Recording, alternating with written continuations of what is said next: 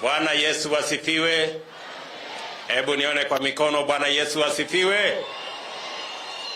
Asanteni sana. Kwanza mimi nataka nichukue nafasi hii kwa njia ya kipekee nimshukuru Mungu kwa kutupatia nafasi siku ya leo tufike hapa Nakuru kwa ibada hii ya shukrani.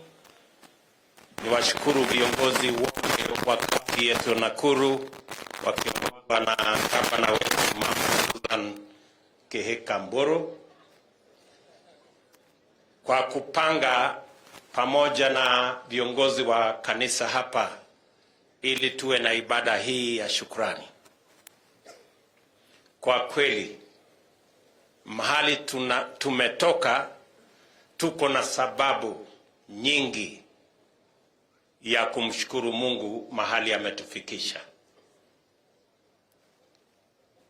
Tunataka tuwashukuru sana kwa sababu tuliomba Mungu katika taifa letu la Kenya tuwe na uchaguzi wa amani, na Mungu alitupatia uchaguzi wa amani, na ndio tumekuja kumshukuru Mungu kwa uchaguzi ambao uliendelea kwa njia na taratibu nzuri na pia kwa njia ya amani.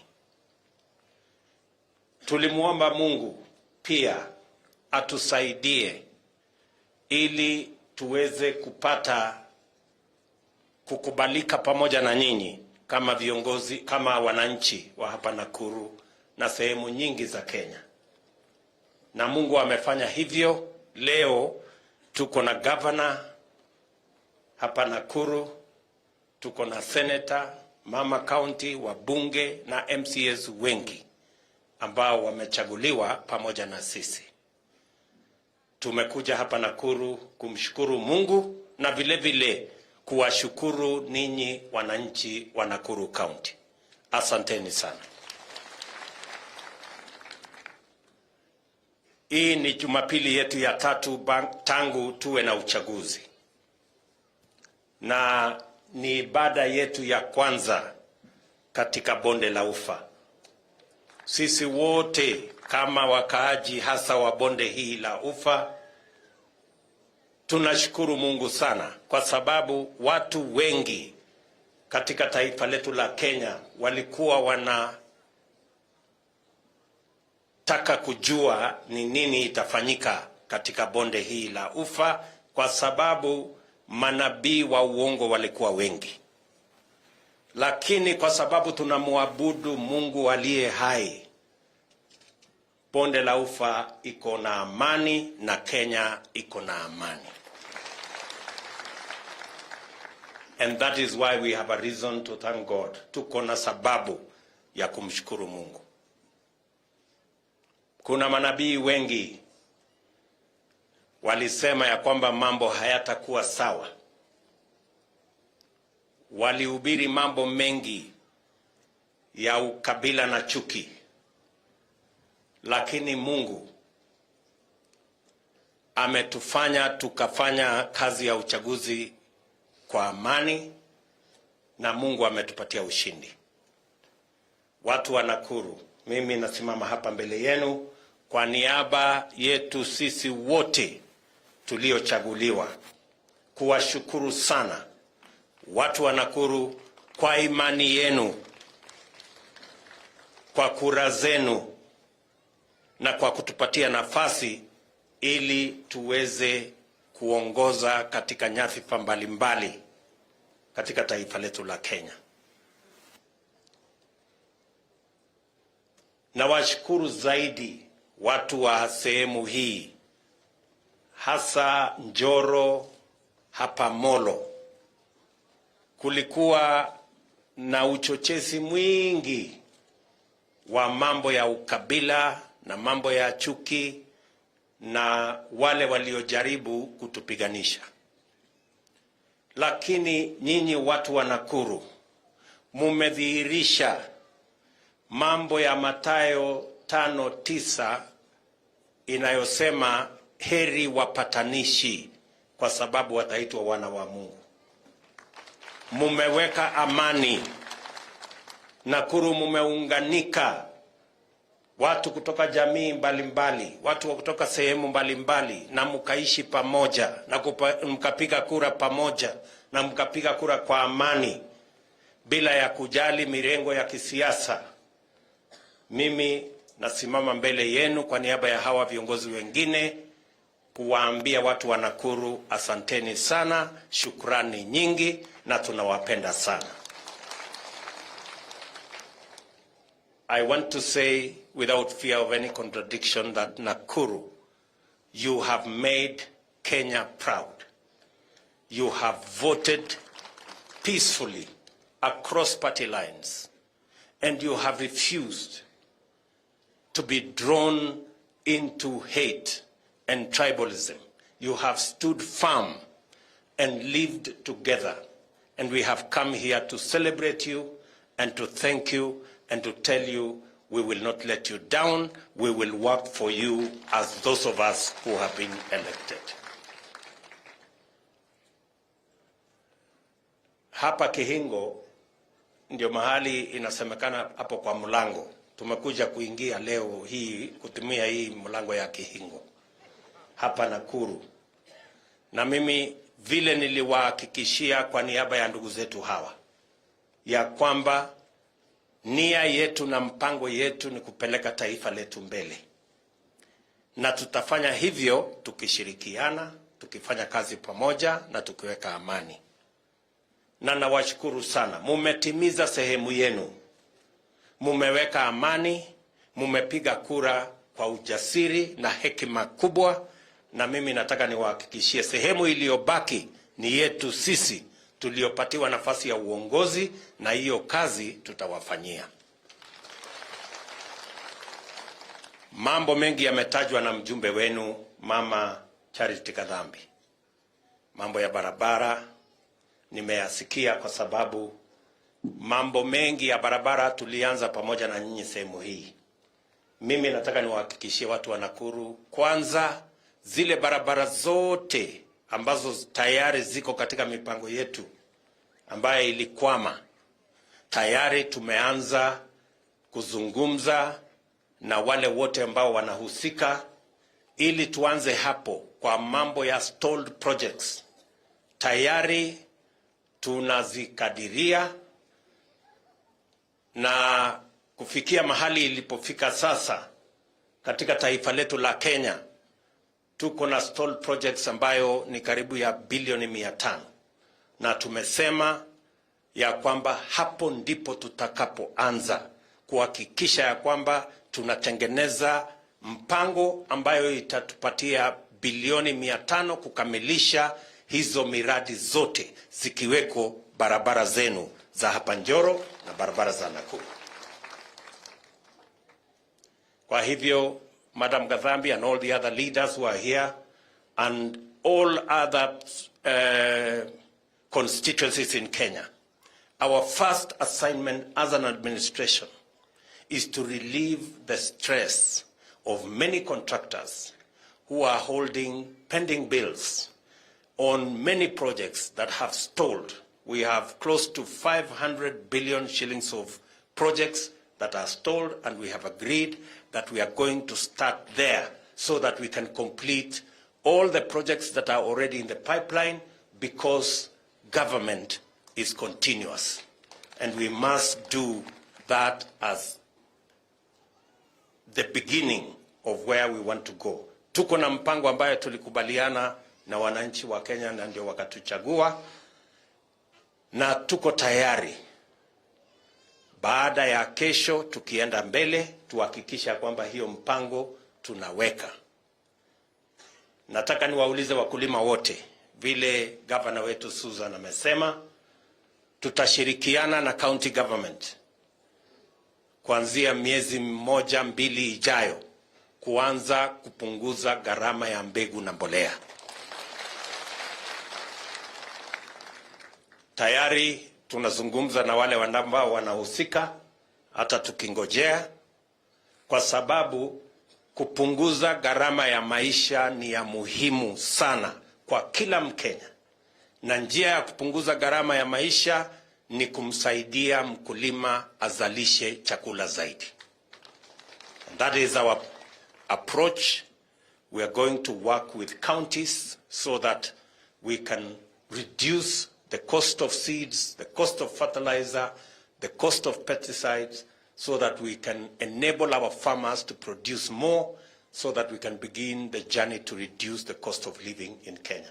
Mimi nataka niwaulize wakulima wote katika taifa letu la Kenya waanze kujipanga, kwa sababu wao ndio watatusaidia, na tutahakikisha ya kwamba mbegu na mbolea inapatikana kwa bei nafuu, ili wakulima wetu wenye bidii wote katika taifa letu la Kenya watuzalishie chakula na wapate mazao zaidi, na tuhakikishe pia na wao wanapata bei ya sawasawa, na tuhakikisha kwamba tunazalisha chakula, tupunguze gharama ya maisha, ndio kila Mkenya aweze kupiga hatua ya kwenda mbele tukiwa pamoja. Nikiwa hapa Nakuru, nataka niwahakikishie kwamba tuko na Itare Dam ambaye ilikwama kwa sababu ya siasa mbaya. Mimi nataka niwahakikishie ndani ya siku 100 tutakuwa tumeleta contractor wa kuendelea na kujenga Itare Dam. Itare Dam tulikubaliana na nyinyi ndio itapeleka maji Njoro, ndio itapeleka maji Molo, ndio itapeleka maji Rongai, na ndio itapeleka maji Nakuru Town. And that project tayari imefika 30%. Contractor akaletewa kisirani na watu wengine hapo, lakini hawa watu wanajijua, tayari waanze kujipanga, kwa sababu wanajua yale walifanya. We want to straighten those things, kwa sababu hatutaki siasa duni iharibu mipango na miradi ya serikali. Vile vile tunajua ya kwamba hiyo damu ya Itare haiwezi kutoa maji kwa Nakuru yote.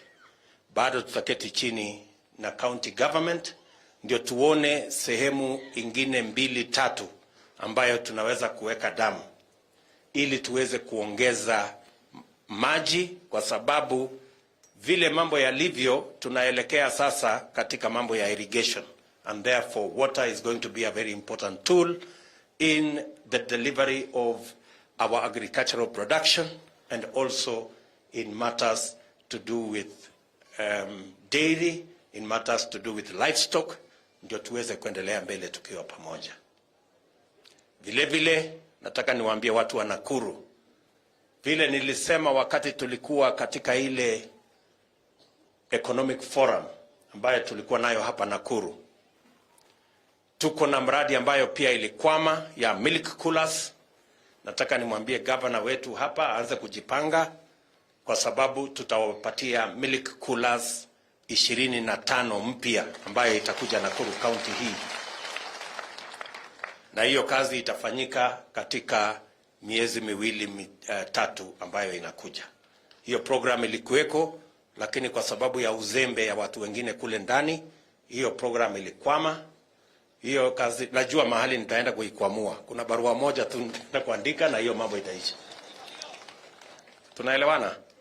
Na kwa sababu tuko na milk coolers karibu 600 ambazo zilikwama kwa sababu ya siasa kidogo kidogo. So we are going to straighten those things so that we can move the country forward quickly. Nataka vile vile niwaambie watu wa Nakuru, yale tulikuwa tunasema wakati wa uchaguzi haikuwa ni mambo ya porojo, ilikuwa ni mambo ya mpango yetu. Hapa Naivasha tulikubaliana ya kwamba tutajenga industrial city. Nataka niseme in my first trip to Nakuru County that we want to make the industrial city in Naivasha a reality. And it will be an industrial city beginning with matters to do with leather and matters to do with textile. And therefore, I am asking the county government to start to prepare themselves. In the next few months, we will be having a robust conversation on how to make that a reality, so that we can take advantage of the steam we have from our geothermal resources, and also the electricity that we have that is being produced by our geothermal resources. So we were supposed to have done that under the Big Four plan, but it was sabotaged by our friends on the other side. But now we have an opportunity, and we have nobody to blame if we don't do it this time round. So tutashirikiana pamoja na nyinyi, na hiyo kazi tunataka ianze haraka haraka, ndio tuweze kupeleka mambo yetu taratibu na tuweze kufikia malengo ambayo tulikuwa nayo kama watu wa taifa letu la Kenya. Mwisho, tuko na mambo yale mengine mengi ambayo tutashughulika nayo. Tumekubaliana kama Kenya Kwanza ya kwamba mambo yetu ni mawili: kuunganisha wananchi wa taifa letu la Kenya kutoka sehemu zote na kupanga mambo ya maendeleo. Those are our two major assignments. Mumesikia tumesema kwa sababu tunataka kupanua uongozi wetu katika taifa la Kenya. Tumesema ya kwamba Moses Wetangula ambaye ni kiongozi wetu kutoka Western Kenya, tutamuombea kiti awe spika wetu wa bunge la kitaifa. Na vile vile tutatafuta kiongozi mmoja, tunaongea na viongozi wa pwani ili pia watu wa pwani watupatie kiongozi mmoja ambaye atakuwa spika wa Senate. Katika ile hali ya kuleta taifa pamoja na kupeleka Kenya mbele, tunataka kila mtu ajue ya kwamba Kenya ni nchi ambayo ni ya Wakenya wote, na serikali ambayo tunatengeneza itakuwa ni serikali ambayo itawafanyia kazi wananchi wote wa taifa la Kenya bila ubaguzi na bila kubagua nani alipiga kura upande gani. We want to move the country together. Mwisho kabisa, nataka niwaulize Wakenya wote kwamba taifa la Kenya ni taifa ambayo inasimamia sheria na katiba, na hakuna mtu mmoja, hakuna mtu yeyote mwenye atafanya kinyume na sheria na katiba ya Kenya. We want a country based on the rule of law, and every citizen, irrespective of your size, religion, community, we are equal before the law. And that is why each and every one of us must respect the law. Hakuna njia ingine ya kupeleka Kenya mbele. Hakuna njia ingine ya kuleta heshima na maendeleo katika taifa letu la Kenya. Ni kila mtu afuate sheria. Na hiyo kufuata sheria itaanza na mimi na wale wote. Ndio kila mtu ajue ya kwamba kuna sheria katika taifa letu la Kenya, na hiyo sheria ndio inaleta usawa. Na kufuata hiyo sheria ni vile tulipiga kura na tukaheshimu IEBC kama commission ambaye imetengenezwa na sheria ya Kenya kusimamia uchaguzi. Tukaheshimu IEBC, ikatoa uamuzi wake, kwa sababu sisi ni nchi ya sheria. Vile vile kesho mahakama ya upeo itatoa uamuzi wake. Kwa sababu sisi ni nchi ya kufuata sheria, pia tutaheshimu uamuzi wa mahakama ya upeo. Hivyo ndivyo tutakavyokuwa na nchi ambayo itakuwa ni nchi ya Wakenya wote, na hakuna Mkenya mkubwa na mdogo. Wakenya wote ni kiwango kimoja chini ya sheria na katiba yetu ya Kenya. And it is very important, even as we begin the journey as a nation, that we agree that Kenya is going to be a country based on the rule of law. That because we respect the law, we respect institutions that are set up by the law. That we will respect IEBC and its decisions because we are law-abiding, and we respect the law because we are a country based on the rule of law. And tomorrow, equally, we will respect the decision of the judiciary, because we are a country based on the rule of law and respect for all the institutions. That is the only way we will remain democratic. That's the only way we will remain a constitutional country, and that is the only way the citizens of the Republic of Kenya will be equal. Kwa hivyo nataka niwashukuru sana, na nataka niseme, going into the future, we are all going to make sure that Kenya inakuwa nchi ambayo inaheshimu sheria, na sote, bora unaheshimu sheria, utaenda mbali katika taifa letu la Kenya. Nimesikia mambo ya Egerton University. Sio Egerton University peke yake. Universities zetu zote katika taifa la Kenya wanapata only 52% of the money they require to run their institutions. We have a national crisis in our universities, and we have set out as a government that we are going to address the issue and the crisis that today exists in our institutions of higher learning, especially our universities. Therefore, to the Egerton fraternity, Mama Gadhambi na viongozi wa hapa, tunajua ya kwamba kuna tatizo pale, na ukisoma manifesto yetu ya Kenya Kwanza, utakuta ya kwamba we have identified that as a problem and we have a solution for it. So, nawashukuru sana watu wa Nakuru, viongozi wetu wa dini, asanteni sana kwa kutukaribisha hapa Nakuru na kwa kutuombea. Asanteni sana kwa kutoa sadaka ambayo kawaida ni ya kanisa. Sasa tumesema tutatumia kulipia fees ya watoto wetu hawa ambao hawana